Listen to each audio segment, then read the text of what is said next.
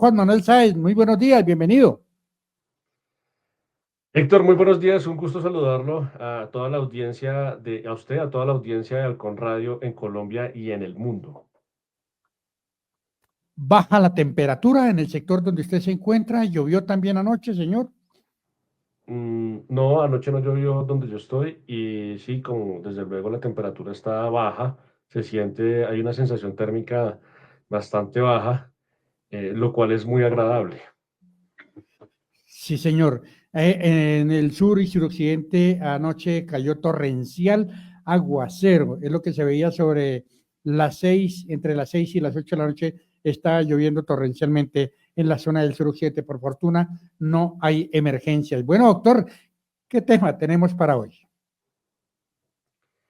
Bueno, bien, seguimos con nuestra pedagogía jurídica relacionada con la consulta popular y la pregunta número 9. Y esta pregunta me generó bastantes inquietudes jurídicas y se la voy a leer. ¿Está de acuerdo en eliminar la tercerización e intermediación laboral mediante contratos sindicales que violan los derechos laborales? Esa es la pregunta, Héctor. Y entonces le quiero formular otra pregunta. ¿Usted entendió la pregunta? Muy bien. La verdad, no la entendí muy bien, pero estaba precisamente yo aquí buscando a ver si la voy a aquí porque no la Se la, entendí vo- muy bien. Se la voy a repetir. ¿Está de Intermediación laboral. acuerdo en eliminar la tercerización e intermediación laboral mediante contratos sindicales que violan los derechos laborales? Pues que no entiendo, no sé, no entiendo en un contrato de trabajo que tenga que ver un sindicato. No. No, escuche, ok. Es que, es que, es que resulta que antes de desarrollar la pregunta, de desarrollar la respuesta, quiero manifestar o comunicar algunas cifras. En febrero del 2025 había 23,3 millones de trabajadores en Colombia, de los cuales 13,2 millones eran informales. Es decir, eso equivale al 56%. O sea, la fuerza laboral en Colombia, el 56% lo realiza de manera informal. Es decir, o contrario censo, que hay aproximadamente 10 millones de personas que tienen o que tenemos empleo formal. Y solamente el 4% de esos trabajadores formales están sindicalizados, lo que equivale aproximadamente a 1,2 millones de empleados. Entonces, si solamente hay 1 millón de personas sindicalizadas, entonces entender esta pregunta va a ser bastante compleja. Bueno, la cifra tiene que ser más alta, por lo menos de un 12%. Si son 10 millones de personas las que están en trabajo formal, si son 1 millón de personas que están sindicalizadas, pues la cifra tiene que ser aproximadamente del 12%. Entonces, ¿qué es lo que pasa? Que si hay 1 millón de personas sindicalizadas en Colombia, pues solamente son esos sindicatos y son esos sindicalizados los que entienden la pregunta, porque el resto de los que no estamos sindicalizados o los que no serían o los que no son abogados laboralistas, pues se les dificulta comprender el contenido de esa pregunta.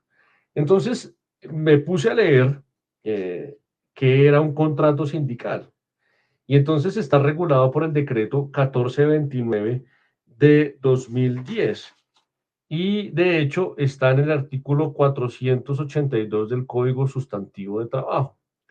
¿Y qué es un contrato sindical? Lo primero que hay que desmenuzar, entender, es, según el artículo primero del decreto 1429 de 2010, el contrato sindical, como un acuerdo de voluntades de naturaleza colectivo laboral, tiene las características de un contrato solemne, nominado y principal, cuya celebración y ejecución puede darse entre uno o varios sindicatos de trabajadores con uno o varios empleadores o sindicatos de empleadores para la prestación de servicios o la ejecución de obras con sus propios afiliados, realizado en ejercicio de la libertad sindical, con autonomía administrativa e independencia financiera por parte del sindicato o de los sindicatos y que se rige por las normas y principios del derecho colectivo del trabajo. Hasta ahí comenzamos, hasta este momento comenzamos a tener claridad de lo que es un contrato sindical. Entonces resulta que un sindicato decide celebrar un contrato con una empresa para desarrollar una obra. ¿Y quién va a ejecutar ese contrato? Pues los trabajadores sindicalizados que estén afiliados a ese sindicato. ¿Y habrá un contrato de trabajo entre los sindicalizados y el sindicato? Pues no, porque son asociados. No hay subordinación. Y en lugar de pagarle salario, se le paga una compensación al trabajador sindicalizado que participe en la ejecución de esa obra. Y hágame la pregunta del millón. Héctor, yo quiero que usted me haga la pregunta. ¿En qué gobierno se reguló o se reglamentó el contrato sindical? No, no sé. Solamente sé que sí hubo uno de estos en Bogotá. No sé si usted lo conoció, pero sí hubo uno de estos en Bogotá y es el único que he conocido.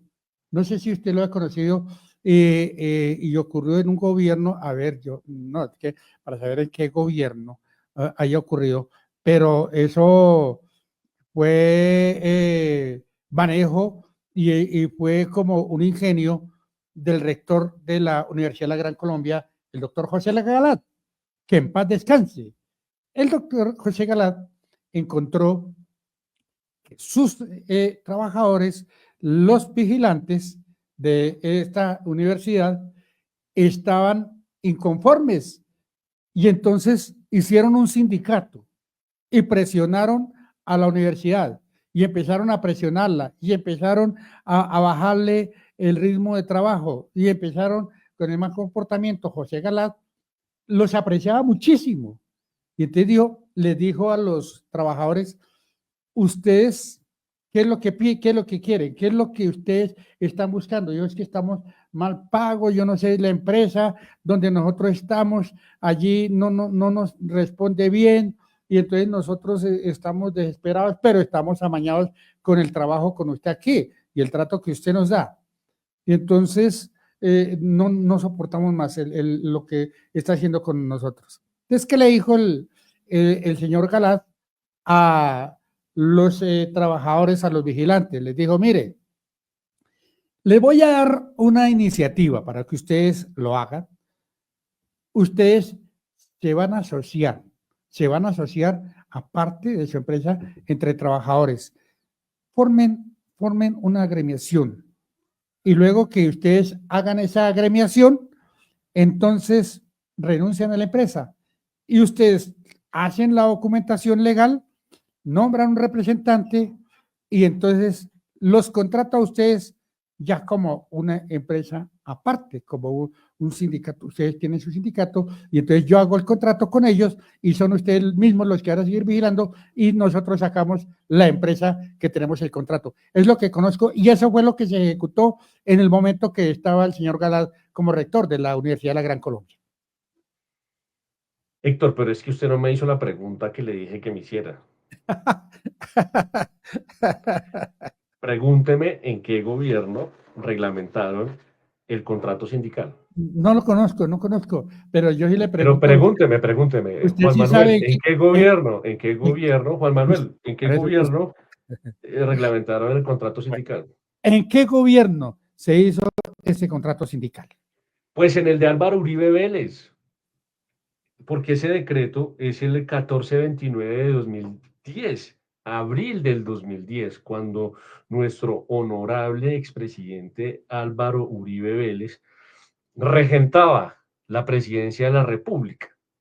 Y entonces estamos frente a una batalla dantesca entre Álvaro Uribe, bueno, entre Gustavo Petro o de Gustavo Petro contra Álvaro Uribe Vélez. Porque pregúnteme, ¿en qué gobierno se hizo? La ley 7 se promulgó, la ley 789 de 2002. Pregúnteme. Bueno, ¿en qué gobierno se promulgó esa ley? ¿También en el de Uribe o en cuál gobierno? Pues en el gobierno de Álvaro Uribe. Entonces, entonces lo que tenemos es que el presidente Gustavo Petro, pues tiene una pelea casada con todas las reformas laborales, estructurales, jurídicas, económicas, mm, mineras, agrícolas, que se hicieron en el gobierno de Álvaro Uribe Vélez. Pareciera que el presidente Gustavo Petro, su único propósito de gobierno es atacar el legado del presidente o el expresidente Álvaro Uribe Vélez. Desde luego que hay un odio visceral, no solamente por lo que estamos viendo en los estrados judiciales, a mi manera de ver, y esto es una opinión mía, es mi opinión, no la de este medio de comunicación. Estamos frente a un montaje judicial en contra de Álvaro Uribe Vélez. Es un montaje, en realidad. Si se ha seguido con cuidado las declaraciones de todas las personas, testigos de la fiscalía, del mismo Juan Guillermo Monsalve, eso es una farsa, eso es una mentira, eso es un montaje de la fiscalía, otro montaje de la fiscalía, como los que acostumbran a hacer. Y entonces el presidente no solamente ataca, o el sistema de hoy, de este gobierno, o en este gobierno solamente se está atacando judicialmente a Álvaro Uribe Vélez y las demás personas que participaron en su gobierno, sino entonces también jurídicamente quieren destruir ese legado. Y entonces este contrato sindical, pues lo que busca realmente es que estos sindicatos sirvan para algo. Porque si usted ha tenido la oportunidad de negociar con algún sindicato, se va a dar cuenta que lo único que buscan es la mogolla adicional para el descanso de 15 minutos en el horario laboral, que se les entregue algún tipo de prebenda económica adicional a la que ya tienen, y en realidad no son absolutamente para nada productivos, absolutamente nada para el desarrollo empresarial, ni son un motor de gestión productiva, sino al contrario. Muchas veces lo que generan es más traumatismos y torpeza en el desarrollo empresarial. Y se lo digo por conocimiento de causa. Alguna vez tuve la oportunidad de participar en una negociación con sindicatos, con un sindicato de la industria del plástico, y las reivindicaciones eran esas.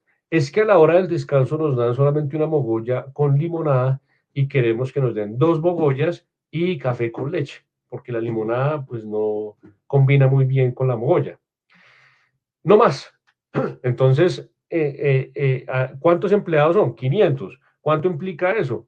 ¿Qué más quieren? ¿Cómo van a mejorar la producción de la empresa? No, no. Aquí lo que nos importa es temas económicos y beneficios económicos para los afiliados al sindicato, sin importar el costo que eso tenga para la compañía. Descansos remunerados, permisos remunerados, pero para la empresa nada. Entonces, cuando hablamos del contrato sindical, pues encontramos una posibilidad que se le abre a los afiliados de ese sindicato para que desarrollen otras actividades económicas que les permita recibir ingresos. Pero fíjese que a pesar de que es una figura de derecho colectivo, de derecho, donde los sindicatos tienen el protagonismo y que se le abre ese protagonismo a los sindicatos para que comiencen a ser productivos, pues al presidente Petro no le gusta que los sindicatos sean productivos. Y debe ser también porque los mismos sindicatos le tuvieron que decir, oiga, eso pues no nos parece como muy interesante, porque al final del día, pues nosotros también estamos vulnerando los derechos laborales, porque un contrato sindical no se le paga prestaciones sociales a los afiliados, porque no hay subordinación.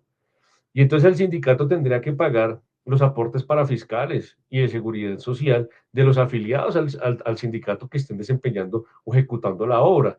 Y entonces si no les gusta, cuando tienen que desarrollar responsabilidades y tienen que ejecutar responsabilidades y deberes de patrón, de empleador, entonces ya les parece odioso, les parece excesivo, y adicional a eso, pues, como son también, porque esa figura permite que no tengan que pagar ciertas obligaciones o derechos ciertos e indiscutibles a los trabajadores, entonces serían los sindicatos mismos promotores de una inseguridad laboral.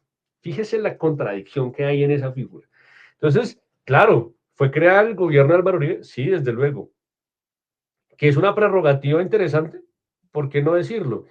Que se le facultó a los sindicatos de no tener unas obligaciones de carácter atribuidas al empleador, es correcto, porque la naturaleza jurídica es diferente, la de un contrato laboral. Pero entonces al presidente Petro no le gusta, no le gustan esas prerrogativas para sus propios sindicatos, y entonces quiere modificarla y quiere quitarla. Pero le hago una pregunta, pero el problema jurídico realmente se resuelve, o sea, una persona del común, usted, yo, las demás personas que nos están escuchando, realmente tienen el conocimiento y la capacidad de entender en qué consiste la intermediación laboral desarrollada en un contrato sindical. Si es que existe intermediación laboral, ¿eso es una intermediación laboral realmente? Pues no. La primera respuesta es no. El contrato laboral no es una forma de intermediación laboral. Punto número uno. Punto número dos. Esos contratos sindicales están violando los derechos laborales. Es discutible, como lo acabamos de mencionar. Pero el punto es que la discusión solamente está enfocada para beneficiar a 1.2 millones de personas que para el día de hoy están sindicalizadas. ¿Eso realmente genera un impacto a la clase trabajadora colombiana? Ese es el trasfondo de esto. ¿Dónde quedan los 13 millones de personas que tienen trabajos informales? Para ellos no existe la consulta popular. O sea, es un disparate hoy, es una locura, es algo absurdo promover una movilización popular en respaldo de la consulta popular para favorecer una pregunta que solamente, o para votar favorablemente una pregunta que solamente le va a beneficiar a 1 millón de personas en Colombia, es el 10% de los trabajadores formales. ¿Realmente eso es un impacto de carácter nacional o es una simple modificación dirigida a los amigos de Gustavo Petro que están en los sindicatos de la USO, que están en los sindicatos, en los otros sindicatos de este país, de FECODE? O sea, esto está diseñado, mandado a hacer para ese grupillo de sindicatos que simplemente representan una mínima parte de los 23 millones de personas que hoy trabajan en Colombia. Entonces, aquí no hay ninguna reivindicación de carácter popular ni nacional. Esto es una reivindicación exclusivamente de un sector de los amigos de Gustavo Petro, del sector de los sindicatos, que poco o nada le han aportado a este país. ¿O es que qué ha aportado FECODE al desarrollo de la educación en Colombia? ¿Qué ha aportado? ¿Qué ha No, aportado el sindicato de trabajadores de la USO para el desarrollo de la industria petrolera en Colombia? No ha aportado nada. Lo único que hace lo único que son unos vampiros que le quieren sacar derechos especiales, sistemas, regímenes especiales de salud, de salarios, de pensión, de beneficios. El servicio lo prestan de una manera precaria, o es que la educación en Bogotá o en Colombia es ejemplar. No es nada ejemplar de nada. Vaya y mire los exámenes los resultados de las pruebas PISA, a ver en qué nivel está la educación en Colombia y a ver si esos sindicatos generan un desarrollo a la industria o al sector a donde están trabajando, desarrollando y prestando el servicio. Entonces, es claro, y con esto termino, que esta consulta popular es simplemente una manipulación al electorado de cara a las elecciones del 2026. Quieren meterle en la cabeza a la gente que en Colombia no hay derechos laborales, que en Colombia no hay derechos económicos para los trabajadores, que en Colombia estamos esclavizados y que hay que hacer una transformación jurídica por las vías jurídicas o por las vías fácticas. O hacen lo que queremos o nos tomamos el poder. Ese es el mensaje que Gustavo Petro quiere dar a través de ese pasquín que se llama la consulta popular. Es un pasquín, es un papel mal hecho. Por favor, no caigan en esa trampa. Lean lo que les estoy diciendo. Señores oyentes, quédense con esta normatividad, con esta literatura. Decreto 1429 de 2010. Léanlo, porque van a tener que votar por una pregunta que solamente el 4% o el 10% de los colombianos que están sindicalizados entiende. Yo no sé, y yo sigo insistiendo en que muchos de los, o la mayoría, yo pienso que la mayoría de los electores por salir del paso y por ayudarle al presidente Gustavo Petro, van a todos le van a colocar sí, por ayudarle por simpatía por el presidente Gustavo Petro. Pero la gente realmente no va a entender qué es lo que tiene cada una de las preguntas. Ayer veía yo personas con unos avisos colgados ahí en el pecho, decía como trabajadores, diciéndole al Congreso, no jueguen con nuestros derechos, pero muchos de ellos no saben cuáles son sus derechos, no saben, y no saben que los van a perder. Pero Héctor, vuelvo y le repito, estamos hablando, las cifras son claras, solamente 10 millones de personas en Colombia tienen empleo formal, de los 23 millones. Y esos 10 millones de personas, hay que averiguar cuántos trabajan el domingo. No todos los trabajadores trabajan el domingo. Listo, los que trabajan el domingo, que quieren que se les pague la hora remunerada al 100%, pero es que ya le están dando un día compensatorio a la semana. O sea, Sí. si igual se le está pagando porque el día que va a compensar, pues va a descansar, igual se le va a pagar. Entonces, adicional, lo que está haciendo es trabajar un domingo para que le paguen más caro a un recargo al 75% la hora. Y eso me parece que está equilibrado en un mundo económico, en un mundo competitivo. No pensemos simplemente en unos derechos laborales como ser humano, es que necesitamos también entender que estamos compitiendo con otros países, que necesitamos vender de una forma eficiente y costo eficiente. Y entonces nos enfrentamos a mercados laborales bastante agresivos en el mundo entero. ¿Y Colombia en qué parte está siendo competitiva para atraer inversionistas, para, para que no se lleven la inversión a China, Malasia, Singapur, a Indonesia, a Vietnam, a Pakistán, sino que la traigan a Colombia? Si es que queremos competir con Asia, y sin mencionar Latinoamérica. Entonces, necesitamos empujar las empresas.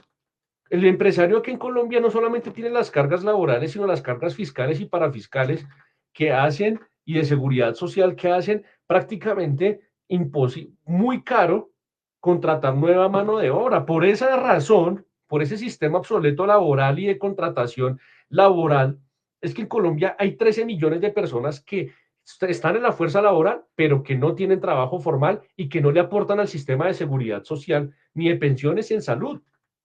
Entonces, aquí no hay ninguna reforma laboral que transforme esa realidad y la cambie positivamente, sino que simplemente se enfoca en el millón de personas que son sindicalizados, porque ese grupo de sindicatos son los que trabajan en las grandes empresas que tienen turnos rotativos de 24 horas, y esos sí son los que trabajan 24 horas por turnos sábados y domingos, y entonces eso sí les conviene es a los sindicatos, pero no a la clase trabajadora real que hoy no tiene trabajo formal. Entonces, esa reforma laboral es promovida por los sindicatos en beneficio de los sindicatos y no en beneficio de realmente el pueblo. Y la gente le está comiendo esa historia a Gustavo Petro y están queriendo salir a la calle y nos traen una cantidad de indígenas que ni trabajan y que ni siquiera están en el sistema laboral formal acá a inundarnos de problemas en el Parque Nacional y en todas las calles y a hacer vandalismo. Y esa gente ni siquiera aporta al sistema. Entonces, eso no es una reforma para el pueblo, es una reforma para los amigos de Petro que lo montaron al poder y es una forma de hacer campaña electoral anticipada y violar todas las normatividades relacionadas con el código electoral. Realmente este gobierno es una burla al sistema jurídico colombiano. ¿En qué momento se nos ocurrió elegir a Gustavo Petro como presidente? Sí, señor. Bueno, los simpatizantes siguen empeñados en que el Congreso de la República le haga caso al presidente Gustavo Petro, pero no entendemos lo que vamos a enfrentar allí en las urnas, si es que se llega a cabo esta consulta popular, señor. Bueno, pues acá seguiremos haciendo campaña. A mí no me pagan, yo no soy uribista, como me escriben. Yo no soy del Centro Democrático. No estoy haciendo campaña, no me pagan por hacer esto. Es simplemente de lógica común, de leer, de entender, de saber entender, ver la situación desde un punto de vista global e íntegro e integral, no simplemente por pasión y sentimientos. Ay, es que se escucha tan bonito como habla ese señor de Bolívar allá en la plaza de Barranquilla. Si usted, es que no siquiera, no me alcanza el tiempo porque ayer el presidente salió de Barranquilla a hablar de unas locuras, unos disparates que definitivamente son vergonzosos. Héctor, ese era el tema. Quiero honrar mi palabra con los oyentes y seguir en esta pedagogía porque vienen muchas más preguntas y quiero cerrar eso porque le hemos quedado mal a los oyentes. Cuando estábamos estudiando la reforma laboral, la hundieron y no pudimos seguir porque entonces, ¿qué vamos a estudiar y qué vamos a hacer pedagogía si esto se acabó? Entonces, vamos paso a paso a la dinámica de los eventos que ocurren en política y quiero honrar mi palabra con los oyentes. Esta es la pedagogía que tenemos en los próximos días. Les deseo un excelente día para todos.